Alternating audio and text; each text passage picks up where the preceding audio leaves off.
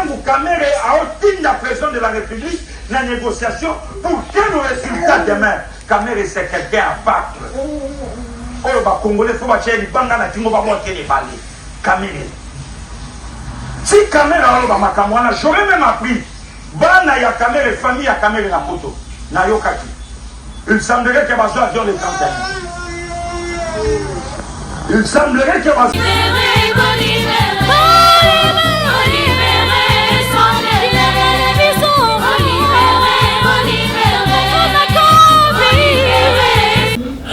Seul le dialogue apportera une paix définitive dans notre pays.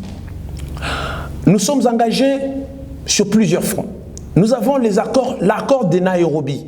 L'accord de Nairobi, cet accord met à la table de négociation le gouvernement congolais et le M23. Le processus de Luanda met autour d'une table la RDC au Kinshasa et Kigali. Vous qui avez le privilège de rencontrer le président de la République, il faut lui rapporter des choses vraies.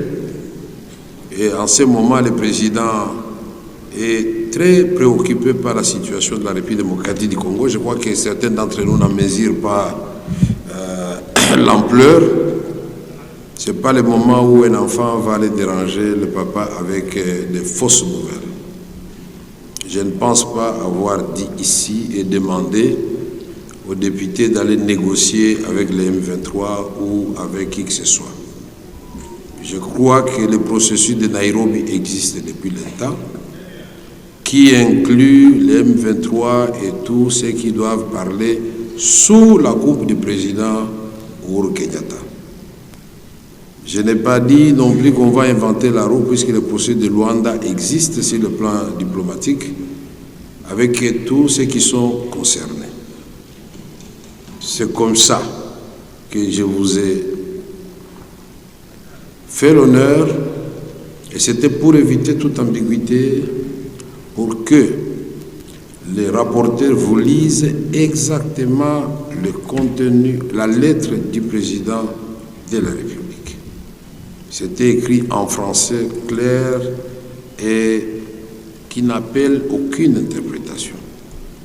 Le président de la République, commandant suprême des forces armées, qui a toutes les données que vous n'avez pas, vous qui croyez l'aimer plus que tout le monde, le président a demandé que les députés et les sénateurs puissent réfléchir et lui apporter leur contribution sur deux volets, diplomatiques et politiques. Je ne pense pas que dans cette lettre-là, il a demandé qu'on lui amène un volet de déclaration de guerre.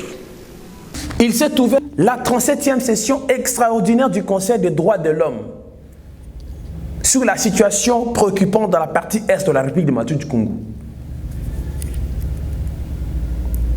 Là-bas, tous les pays membres,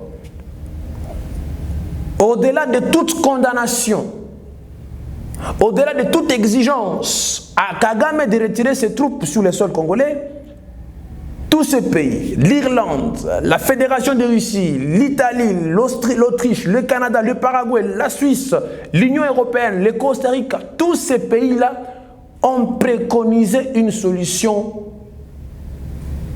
politique à l'africaine, s'entendre parler.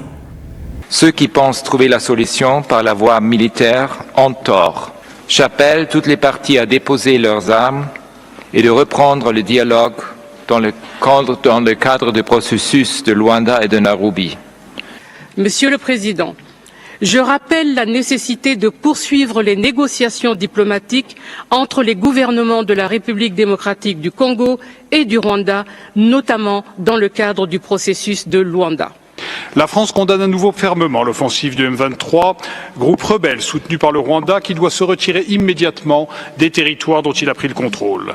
La France appelle à la reprise du dialogue, elle réitère son soutien au processus de Luanda et Nairobi, elle appelle les parties à respecter leurs engagements.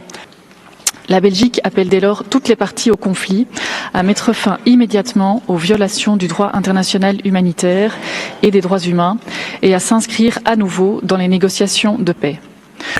Voilà, vous l'avez suivi vous-même. Léon Kengo Wandondo, dans son livre La Passion de l'État, avait dit ceci. Je ne voudrais pas qu'il soit traité d'un plagiste. Il a dit, il faut savoir, en diplomatie, il faut savoir arrondir les angles. C'est Léon Kengo Wandondo qui l'a dit. Pour ceux qui ont ces livres, ils peuvent le lire. En diplomatie, savoir arrondir les angles. Fin de citation.